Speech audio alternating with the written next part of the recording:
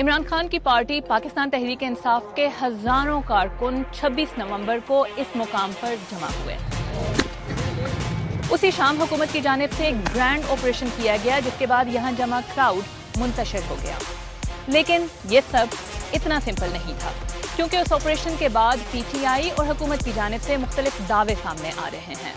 P T I کے مختلف رہنماؤں نے اس مظاہرے میں اپنے کارکنوں کے گولی لگنے سے زخمی اور ہلاک ہونے سے متعلق مختلف نمبرز شیئر کیے ہیں، جبکہ حکومت کی جانب سے کہا گیا ہے کہ یہاں سرے سے کوئی گولی ہی نہیں چلی۔ تو سمجھتے ہیں کہ ہلاکتوں کے حوالے سے یہ کلیم آخر کیا ہے؟ پولی کلینک کی انتظامیہ نے بدھ کے روز بیان جاری کرتے ہوئے اپنے ہاسپٹل میں کسی بھی ایسے فرد کی لاش لائے جانے کی تردید کی تھی جس کی ہلاکت مبینہ طور پر مظاہرین کے خلاف ہونے والے اس آپریشن کے دوران ہوئی۔ تاہم بی بی سی کے پاس موجود ہاسپٹل کے ریکارڈ کے مطابق 26 نومبر کی رات پولی کلینک ہاسپٹل میں کم از کم 3 افراد کی لاشیں موجود تھیں جن کی ہلاکت گولیاں لگنے سے ہوئی تھی، اور ان میں سے بھی 2 کی ہلاکت ہاسپٹل میں ہی ہوئی تھی۔ پیمز انتظامیہ کی جانب سے ریکارڈ تک رسائی نہیں دی گئی ہے، تاہم بی بی سی کی اب تک کی معلومات کے مطابق پیمز میں بھی 26 نومبر کی شام کم از کم 2 ڈیڈ باڈیز لائی گئیں جن کا تعلق شانگلہ اور مردان سے تھا، اور ان کے ورثاء اپنی میتیں واپس لے جا چکے ہیں۔ احتجاج ختم ہونے کے بعد زخمیوں اور ہلاکتوں کے حوالے سے ان کلیمز کے بارے میں مزید جاننے کے لیے بی بی سی نے اسلام آباد کے 2 سرکاری اسپتالوں کا رخ کیا۔ ڈی چوک کے قریب ترین یہ پولی کلینک ہاسپٹل ہے۔ بی بی سی نے اس ہاسپٹل کے رجسٹرز میں ان زخمیوں کا ریکارڈ دیکھا جنہیں اس آپریشن کے دوران گن شاٹ وونڈز کے ساتھ یہاں لایا گیا۔ ان کی تعداد 28 تھی، اور یہاں کئی ڈاکٹرز اور طبی عملے نے یہ تصدیق کی ہے کہ ان سب کو ان کے فرینڈز، فیملیز یا خود پی ٹی آئی کے ورکرز بھی سرجریز کے فوراً بعد ہاسپٹل سے لے گئے۔ یہاں موجود کئی ڈاکٹرز نے بی بی سی سے بات کی ہے، اور انہوں نے اپنا نام ظاہر نہ کرنے کی شرط پر یہ بتایا۔ ہم نے آج تک ایک رات میں اتنی سرجریز نہیں کی ہیں جتنی آپریشن کی رات کی گئیں۔ بعض زخمی اس قدر تشویشناک حالت میں آئے کہ انہیں اینستھیزیا دینے کا انتظار کرنے کی بجائے ہمیں سرجریز شروع کرنی پڑیں۔ بہت سے مریض ایسے تھے جن کا خون بہت زیادہ بہہ چکا تھا۔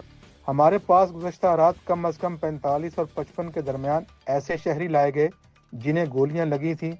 درجنوں زخمی ایسے بھی تھے جنہوں نے درخواست کی کہ ان کا نام ریکارڈ کا حصہ نہ بنایا جائے۔ زخمی یہ بھی کہہ رہے تھے کہ ان کا نام لکھ دیا تو انہیں پولیس گرفتار کر لے گی۔ یہاں پولیس نے لاشوں کا پوسٹ مارٹم کرنے سے بھی روکا۔ پیمز اسلام آباد کا مین ہاسپٹل ہے۔ یہاں سیکیورٹی کے غیر معمولی اقدامات دیکھے گئے۔ یہاں وارڈز، ایمرجنسی رومز اور باہر کے ان دروازوں پر پولیس اور رینجرز کے اہلکار تعینات کیے گئے تھے۔ پیمز میں بی بی سی نے کم از کم 4 ایسے زخمیوں سے ملاقات کی جنہوں نے کہا کہ ان کے جسم کے مختلف حصوں میں 2 گولیاں لگی تھیں۔ ان کا کہنا تھا کہ وہ پنجاب اور خیبر پختونخوا کے مختلف علاقوں سے پی ٹی آئی کے مظاہرے میں شامل ہوئے تھے۔ ان دونوں ہسپتالوں میں زخمیوں نے اپنے اکاؤنٹس شیئر کیے۔ میں اپنے شوہر اور بہن کے ساتھ جنا ایونیو پر فلائی اوور کے نیچے گاڑی میں تھی، اور میرے شوہر گاڑی سے باہر تھے۔ اچانک فائرنگ کی آواز آئی۔ میں نے سوچا یہ آنسو گیس کی شیلنگ والی فائرنگ ہوگی۔ لوگ بھاگ رہے تھے۔ پھر مجھے اپنے شوہر نظر آئے۔ وہ دونوں ہاتھ سڑک پر رکھے گھٹنوں کے بل ایسے بیٹھے ہوئے تھے۔ میں ان کی طرف بھاگی۔ ہر طرف فائرنگ ہو رہی تھی، صرف چیخیں تھیں، بس صرف چیخیں۔ ہر بندہ اپنی جان بچانے کے لیے بھاگ رہا تھا۔ وہ قیامت تھی، جیسے جنگ ہو رہی ہو۔ میرے ہاتھوں پر میرے شوہر کا خون ہی خون لگا تھا۔ میرے خیال میں یہ 5 بجے کا وقت ہوگا جب میں ایکسپریس وے پر تھا۔ اچانک فائرنگ شروع ہوئی اور میرے سامنے جو آدمی کھڑا تھا اس کے سر میں گولی لگی۔ میں نے خود اسے اپنے سامنے مرتے ہوئے دیکھا۔ اس کے بعد اگلی 2 گولیاں مجھے لگیں۔ میں ربڑ بلٹس کی بات نہیں کر رہا، میں اصلی گولیوں کی بات کر رہا ہوں۔ میں نے خود اپنے ہاتھوں سے درجنوں زخمی لوگوں کو ایمبولینس میں ڈالا اور یہاں اس ہسپتال میں پہنچایا ہے۔ آج یہ کیسے کہہ سکتے ہیں کہ ان کے پاس زخمی نہیں ہیں؟ میں جب گھر سے نکلا تھا تو مجھے پتا تھا کہ یا تو عمران خان کو واپس لائیں گے یا گولیاں کھائیں گے۔ ان ہاسپٹلز میں ڈاکٹرز اور طبی عملے کی جانب سے یہ دعویٰ کیا گیا کہ پولیس حکام نے انہیں لاشوں کا پوسٹ مارٹم کرنے سے روکا۔ یہاں موجود مریضوں کے لواحقین نے یہ الزام بھی لگایا کہ ہسپتالوں کی انتظامیہ انہیں مریضوں کی میڈیکل فائلز تک رسائی نہیں دی رہی ہے۔ بی بی سی نے ان تمام الزامات سے متعلق اسلام آباد پولیس، پولی کلینک کی انتظامیہ اور یہاں پمز کی ایڈمنسٹریشن سے رابطہ کیا۔ پمز انتظامیہ نے کہا ہسپتال میں تمام زخمیوں کا علاج کیا جا رہا ہے، تاہم انہوں نے دیگر سوالوں کا جواب اب تک نہیں دیا۔ لیکن اسلام آباد پولیس اور پولی کلینک کی جانب سے لاشوں کے پوسٹ مارٹم اور پولیس کے دباؤ سے متعلق کوئی جواب نہیں دیا گیا۔